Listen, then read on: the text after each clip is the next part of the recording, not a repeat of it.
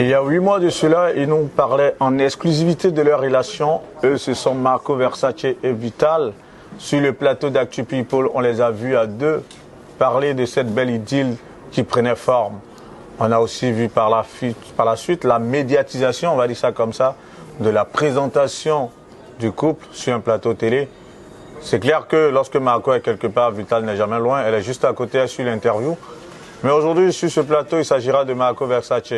Il vient de sortir un single, le tout dernier en date, Koiba. On va parler de ça. Bien entendu, forcément, vous connaissez la trame de l'émission. C'est le récit de vie. On va faire plus ample connaissance avec Marco Versace. Marco, comment vas-tu, frère? Ça va bien, ça va.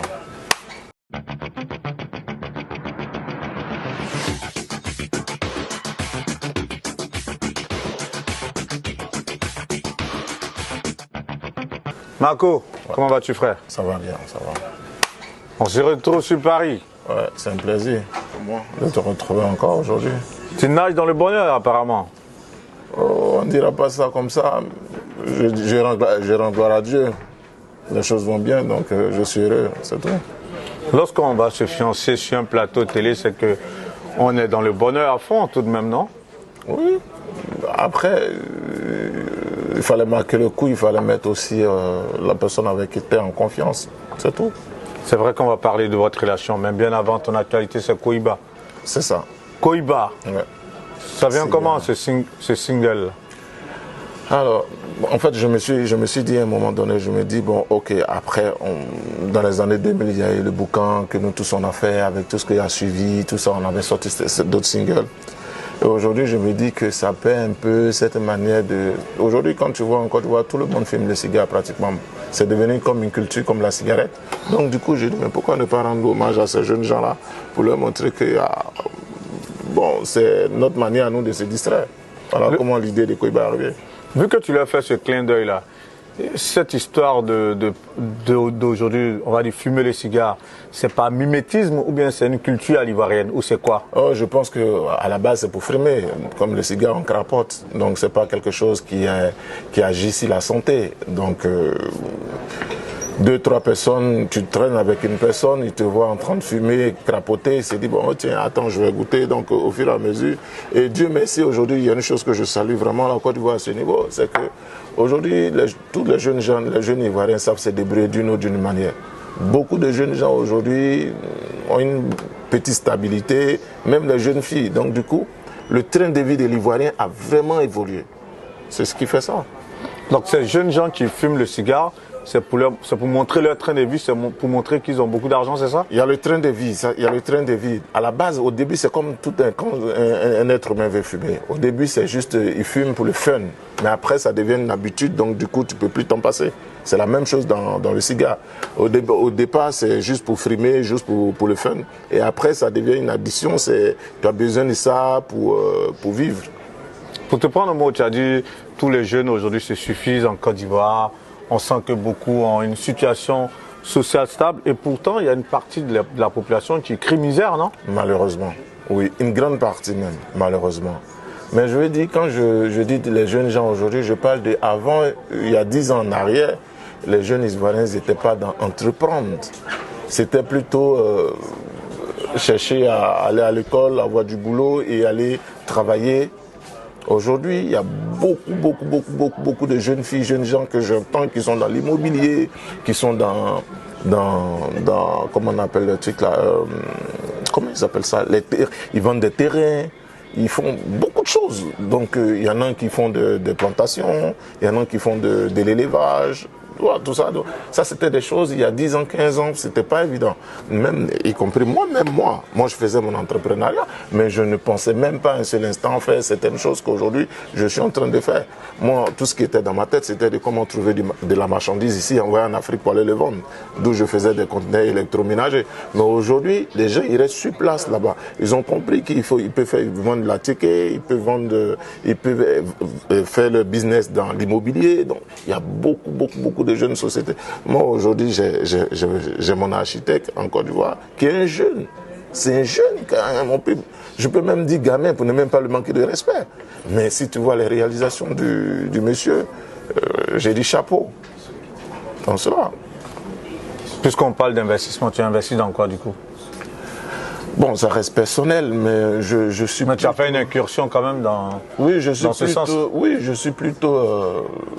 moi, je suis plutôt dans la terre, je préfère la terre. Pour l'instant, je compte faire investir je veux faire un succursale de ce que je fais ici, en Afrique, mais d'une autre manière. Donc, pour l'instant, je suis au niveau des papyrus. Ce que tu fais ici, c'est quoi? J'ai une entreprise de nettoyage. Ok, ça, tu l'avais déjà dit. Bah, ces temps-ci, outre la sortie de ce single Ekoiba qui s'inspire du vécu, de la manière de vivre des jeunes Ivoiriens aujourd'hui, ces temps-ci, les lumières sont beaucoup braquées sur toi à cause de ta relation avec Vital. Qu'est-ce que ça te fait lorsqu'on dit voici Marco Versace, le compagnon de Vital? Qu'est-ce que ça te fait? Pour moi, c'est naturel, parce que moi, je ne viens pas vers elle par rapport à qu'on me regarde, ça ne m'intéresse pas. Non. Pour moi, c'est naturel, donc ça ne me gêne pas, moi. Mais c'est pas réducteur un peu de se voir identifié à sa compagne, même si célèbre soit-elle? Non, personnellement, ça me gêne rien, ça me gêne même pas d'un seul iota. Donc aujourd'hui, quand on te présente, si on dit voici Marco Versace, le Vital, toi, ça te dérange pas, ça te plaît? Non, après, si on dit simplement, si on arrive quelque part, qu'on m'identifie simplement à Vital, tout le temps Vital, non. Avant Vital, j'ai une vie, et puis j'ai mon nom à l'état civil. Soit tu m'appelles par mon nom à l'état civil, soit tu m'appelles par mon propre nom, soit tu m'appelles par un surnom qui est Marco. Voilà. Après, si tu veux ajouter le compagnon de Vital, des trucs comme ça, c'est pas un problème, ça ne me gêne pas. Ce nom à l'état civil, c'est quoi? Bro Beram Guy Marius Ervan. Brou, B-R-O-U. Brou Beran, Beram Guy Marius Ervan. Alors, en fait, tu vois, à la base, déjà, je suis né occidental. Ça se voit en tout cas de par ton patronyme. On va s'intéresser justement à ton parcours de vie. Brou Herman Beram, j'ai du mal avec, mais bon, ça va venir. Ouais. Brou Beram, il est né où, il grandit où? Alors, je nais en Côte d'Ivoire, je grandis en Côte d'Ivoire, j'ai grandi à Democro, j'ai eu un parcours très difficile. Et ça, il faut que je l'avoue aux jeunes gens qui nous regardent. Je pense que ça va servir d'exemple à certaines C'est le but personnes. surtout. Alors, je grandis à Democro parce que je vais à l'école. Je grandis à Djamé parce que je vais à l'école. Je grandis à Makori parce que je vais à l'école. J'ai fait Toumoudi, j'ai fait Bokanda, 13 villes. J'ai pratiquement parcouru toute la ville d'Abidjan. Tout ça à la recherche du bonheur. Parce que quand tu nais dans une famille où je dirais pas pauvre, parce que le mot il est trop fort en disant pauvre, mais une famille qui a du mal à joindre les deux bouts, où tu tu grandis avec une maman, je suis l'aîné de ma mère. Donc tu grandis avec elle, elle était jeune à cette époque, parce que ma mère elle est illettrée à la base. Elle n'a pas eu la chance d'aller à l'école comme ses frères. Par contre, tous ses frères sont allés à l'école. Frères et sœurs, ils sont tous allés à l'école, comme en l'occurrence c'est Prince Kofi, dont on parlait tout à l'heure, que mon nom, c'est le petit frère. Ma mère, il est allé à l'école, il a dit. Mais ma mère, si vous voulez, entre guillemets, elle a été le sacrifice. Je n'ai pas dit l'enfant mal aimé, c'est trop dit, mais je dis qu'elle n'a pas eu cette chance-là d'aller. Donc, du coup, il y a beaucoup de choses qu'elle n'a pas appréhendées dans les premières heures. Donc très jeune, moi je suis arrivé, elle devait avoir 19, 20 ans comme ça, quand moi je suis arrivé. Du coup, le monsieur il s'est tiré, moi je suis resté avec elle. Quand tu dis le monsieur s'est tiré, tu parles de ton père? Oui, justement, il s'est tiré, donc moi je suis resté avec elle. Bon, on se débrouillait comme ça, tous deux. Bon, de temps en temps, les oncles, c'est-à-dire ses frères à elle, ses soeurs à elle, qui sont mes tantes, de temps en temps, ils donnaient un coup de main. Mais vous savez, quand vous n'êtes pas venu des entrailles de quelqu'un, c'est différent. C'est pas la même chose. Donc, du coup, moi, j'avais compris très tôt que si je quittais pas là, ce milieu-là, j'allais pas pouvoir m'en sortir. Donc, à l'âge de 12 ans déjà, je me suis pris en charge. À 12 ans déjà, j'étais déjà dans les rues. Ah, dans les rues, carrément? Carrément. Parce qu'il fallait que je trouve un refuge. Donc, quand je parle de rue, c'est pas aller traîner comme les enfants de rue, on l'entend. Non, non. J'ai déjà passé des nuits blanches dehors. Ça arrive à tout le monde, tout jeune gens à Abidjan. Mais je dis que il fallait que je trouve un endroit où dormir. Il fallait que je me prenne en charge. Donc très tôt, moi déjà, il partait à Djamé, au Black, pour ne pas faire de publicité à cet endroit-là, mais c'est un coin que je... C'est un passage, hein. Il y a beaucoup de personnes qui se cherchaient, comme on le dit, de manière prosaïque, qui sont passées par le Black. Il y a aucun... C'est ça. Donc voilà. Je dis vraiment aux jeunes gens qui sont encore là-bas, je les salue de passage. Regarde déjà ça. Voilà, Marco Versace fut l'un de votre Et non, moi, j'ai pas été vraiment jassaman en tant que tel, comme on le dit. En fait, moi, ce que je faisais, très tôt, j'avais compris, je vais dire, j'ai eu la chance d'être rusé et intelligent à la fois. Parce que moi, je partais très tôt avec 1000 francs, 2500. Je partais à l'époque, notre ancien président Félix Houphouët-Boigny ne voulait pas de friperie en Côte d'Ivoire. Donc, ce n'était pas quelque chose qui était beaucoup développé. Et moi, j'avais déjà compris ça très tôt. Donc, je partais au Black. C'est une information que tu donnes, petite parenthèse. Ouais. C'était pas un décret ou pourquoi est-ce que le président, en son temps, ne voulait pas de la friperie en Côte d'Ivoire? Pour lui, c'était ridicule. C'était son peuple. Il ne voyait pas ça dans son peuple à l'époque. C'est un peu comme quand ils ont voulu faire venir Bob Marley. Il a refusé carrément parce que pour lui, Bob Marley, il est catalogué par rapport à ce qu'on sait. Donc il ne voulait pas que le peuple ivoirien soit éduqué comme ça. Donc à l'époque, c'était les mêmes choses. C'était difficile que ça vienne. Donc les jeunes gens ne s'intéressaient pas beaucoup. Donc nous autres qui avons compris ça, moi je partais avec 1000 francs, 2500, 3000. Quand j'arrivais, je te jure, je trouvais un polo Ralph Lauren. À l'époque, de mon époque, c'était des Ralph Lauren, façonnables, Tommy Hilfiger, Eden Park, ces gens de marques-là qui marchaient bien. Donc moi j'arrivais avec 50 francs, j'avais 25, 100 francs, des choses comme ça. Et moi je ne m'arrêtais pas là. Moi je ne partais pas pour acheter, pour venir faire un magasin pour vendre. Voilà, faire un bâtard, comme on le dit. Voilà, moi c'était pas ça. Moi j'avais compris, comme j'avais déjà mes oncles qui étaient en Occident, aux États-Unis et en France, moi quand je partais acheter 50 francs 20, c'est-à-dire qu'avec 50 francs j'ai un polo, une chemise, Ralph Lauren, il y a des packs, moi j'envoyais directement au pressing.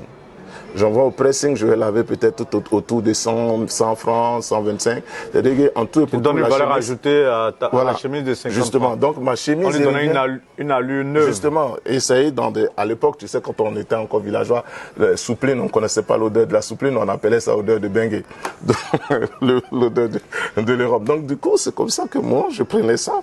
Et je partais, si tu veux, je me donnais à la valeur ajoutée de ma marchandise. La chose que j'ai eue à 200, moi je pourrais facilement le revendre à 2500, 1500.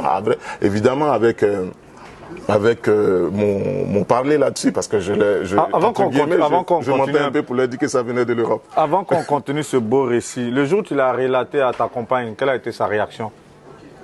Oh, elle ne s'attendait pas à ça, elle s'est dit, mais tiens, ah ouais? Je dis oui. Les gens, ils ne connaissent pas. Généralement, les gens, ils te voient comme ça, ils pensent que parce que tu es dans le yo-yo, on pense que tu es idiot. On ne voit juste que ce qu'ils voient là, dehors de la nuit. Mais derrière, il y a une tête qui réfléchit. Surtout, tu n'as pas le choix. Surtout dans mon cas, là, je n'ai pas le choix. Qu'est-ce que je vais faire? Soit j'acceptais de rester là. À part cette partie de ta vie dont tu as pu lui parler, et ça l'a surprise carrément, oui. Tu as pu lui dire quoi? D'autres choses où elle s'est dit, mais attends, j'ai affaire à quelqu'un qui a quand même du vécu. Comme quoi, par exemple? Par exemple, moi, je suis caché certaines choses. Au début de nos relations, j'ai été cash. Je lui ai dit, moi, je ne suis pas en train de chercher une femme parce que dans sa tête à elle, un homme doit s'occuper d'elle. Si c'est ça, madame, vous êtes pas bien tombée, hein, c'est pas moi. Ça ne veut pas dire qu'on n'entretient pas une femme. D'ailleurs, elle fait beaucoup de va-et-vient. Donc, ça veut dire quelque part qu'il y a une communication, on s'entraide. Pour moi, ce n'est pas parce que moi, peut-être, j'ai les moyens que madame doit rester là, comme ça. Non, pour moi, parce que je suis un être humain. Du jour au lendemain, je peux traverser la route là, et puis on me dit non. On vous appelle 30 minutes après pour vous dire non, votre mari n'est plus. Qu'est-ce que tu deviens? Qu'est-ce que tu bois? Voilà. Qu'est-ce que les enfants deviennent?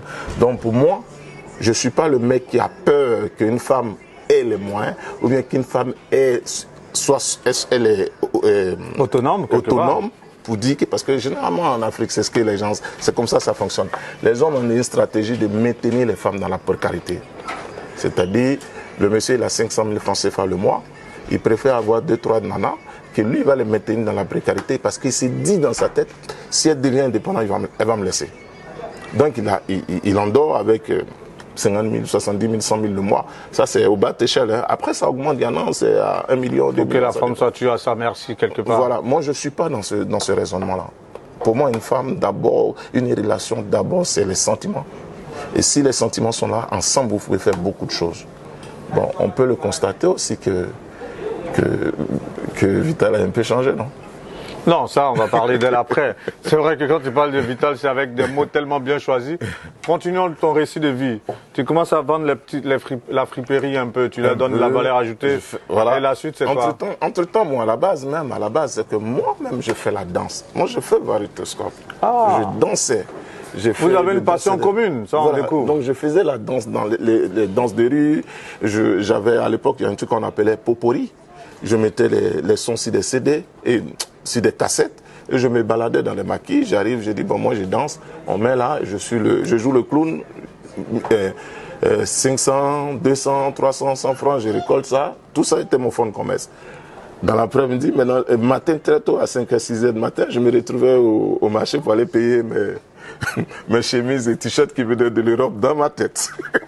Et c'est ce que je disais aux gens et je les vendais comme ça. Donc très tôt, j'ai été indépendant. C'est-à-dire, mon 12 ans, 13 ans, 14 ans déjà, j'avais une maison, une chambre salon, des petites télés, une petite lit. C'était dans quel quartier ça?